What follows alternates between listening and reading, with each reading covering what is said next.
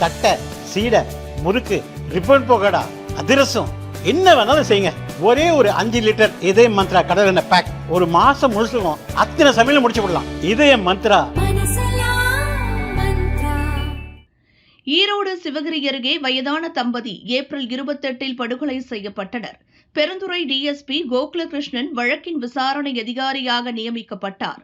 அரச்சலூரைச் சேர்ந்த ஆட்சியப்பன், மாதேஸ்வரன், ரமேஷ் மற்றும் இவர்கள் கொள்ளையடித்த நகையை உருக்கி தந்த ஞானசேகரன் 20 நாட்களுக்கு பின் கைது செய்யப்பட்டனர்.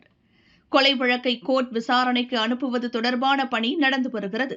இந்த சூழலில் விசாரணை அதிகாரி பொறுப்பில் இருந்து கோகுலகிருஷ்ணன் விடுவிக்கப்பட்டு ஏடிஎஸ்பி விவேகானந்தன் நியமிக்கப்பட்டுள்ளார். இதற்கான உத்தரவை ஈரோடு எஸ்பி சுஜாதா நேற்று பிறப்பித்தார். இவர் உடுமலை சங்கர் ஆணவ கொலை வழக்கில் விசாரணை அதிகாரியாக இருந்தவர். இதுகுறித்து எஸ்பியிடம் கேட்டபோது பெரிய வழக்கு என்பதால் அதிகாரி மாற்றம் செய்யப்பட்டார் என்றார். ஆனால் போலீசார் இதை மறுக்கின்றனர். கைதாகிய மூவரும் அளித்த வாக்குமூலமே விசாரணை அதிகாரியை மாற்றம் செய்ய வைத்துள்ளது என்கின்றனர்.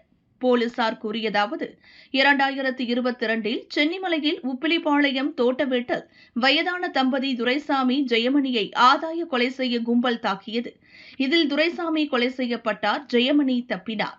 2023 சென்னிமலை ஒட்டன்குட்டை காளியங்காட்டு தோட்டத்தில் வசித்த முத்துசாமி, சாமியாத்தாள் தம்பதி ஆதாயத்துக்காக கொலை செய்யப்பட்டனர். இவ்வழக்குகளை பெருந்துறை டிஎஸ்பியாக உள்ள கோகுலகிருஷ்ணன் விசாரித்தார். பழங்குற்றவாளிகள் 11 பேரை கைது செய்து சிறையில் அடைத்தார். இவ்விரு கொலைகளிலும் ஈடுபட்டது அந்த கும்பல்தான் என தெரிவித்தார். ஆனால் சிவகிரி தம்பதி கொலையில் கைது செய்யப்பட்ட மூவரும் சென்னிமலையில் நடந்த 2 கொலைகளையும் தாங்கள் செய்ததாக வாக்குமூலம் அளித்துள்ளதாக தெரிகிறது. போலீஸ் உயர் அதிகாரிகள் அதிர்ச்சியடைந்தனர்.